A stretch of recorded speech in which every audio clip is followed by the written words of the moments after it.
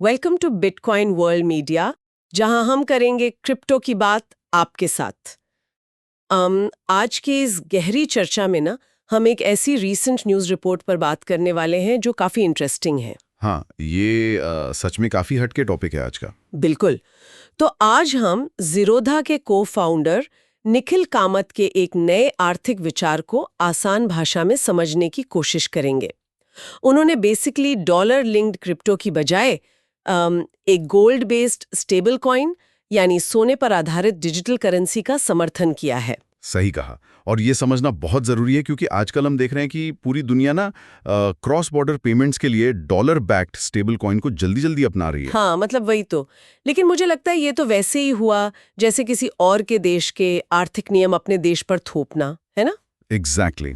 तो अगर हम थोड़ा डीपली देखें तो कामत इस ट्रेंड के इतने खिलाफ क्यों है? देखो, इसका सबसे बड़ा रीजन ये है कि कामत और कई और इकोनॉमिस्ट का ये मानना है कि in dollar linked digital assets से ना भारत जैसी इमर्जिंग इकोनॉमीज में यूएस डॉलर का दबदबा बहुत ज्यादा बढ़ जाएगा। अच्छा। हाँ, और इससे सबसे बड़ा खतरा देश की अपनी मॉनेटरी ऑटोनॉमी यानी आर्थिक आज़ादी को होगा। अगर सब डॉलर में ट्रेड करेंगे तो हमारा अपना कंट्रोल कम हो जाएगा। ओ, मतलब हमारी खुद की करेंसी की वैल्यू और पॉलिसीज पर असर पड़ेगा? बिल्कुल। और इसी वजह से कामत ने इंडियन रेगुलेटर्स और मोदी सरकार की बहुत तारीफ की है। वेट, किस बात के लिए तारीफ की है? इस बात के लिए कि उन्होंने इस ग्लोबल प्रेशर के बावजूद ना कोई जल्दबाजी नहीं की इस मामले में।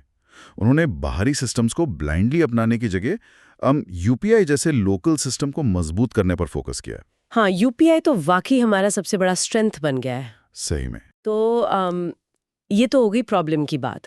अब आते हैं इसके सल्यूशन पर। कामत का नया आइडिया है ये गोल्ड बेस्ड स्टेबल कॉइन।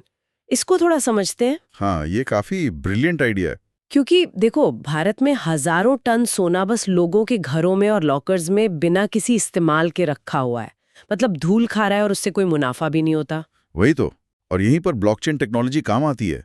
अगर हम इस खाली पड़े सोने को टोकनाइज कर दें, मतलब ब्लॉकचेन पर ले आएं, तो इस आइडल वेल्थ को मोनेटाइज किया जा सकता है। अच्छा, तो लोग अपने रखे हुए सोने पर यील्ड यानी मुनाफा कमा पाएंगे? बिल्कुल कमा पाएंगे, बिना फिजिकली सोने को बेचे। और इसमें एक और जरूरी डिटेल जोड़ना चाहूंगा। हाँ हाँ, बताइए। आपको याद होगा, हाल ही में पीएम मोदी ने फॉरेन एक्सचेंज रिजर्व्स बचाने और ट्रेड डेफिसिट कम करने के लिए लोगों से सोने की खरीदारी थोड़ी कम करने को कहा था। ओह हाँ, याद आया। उस अपील के बाद तो ज्वेलरी स्टॉक्स भी काफी गिर गए थे मार्केट में। एग्जैक्टली।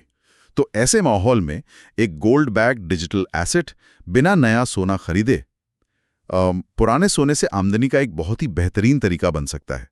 बाहर से सोना इंपोर्ट नहीं करना पड़ेगा। वाओ, ये तो एक तीर से दो शिकार वाली बात हो गई। फॉरेन एक्सचेंज भी बचेगा और लोगों को मुनाफा भी होगा। सही पकड़ा आपने। तो चलिए अब आते हैं इस सेगमेंट की Q&A पर। एक डायरेक्ट सवाल पूछती हूँ आपसे। Question: dollar backed stable coins Bharat के लिए एक बड़ा खतरा क्यों माने जा रहे हैं? इसका बहुत ही क्लियर जवाब है।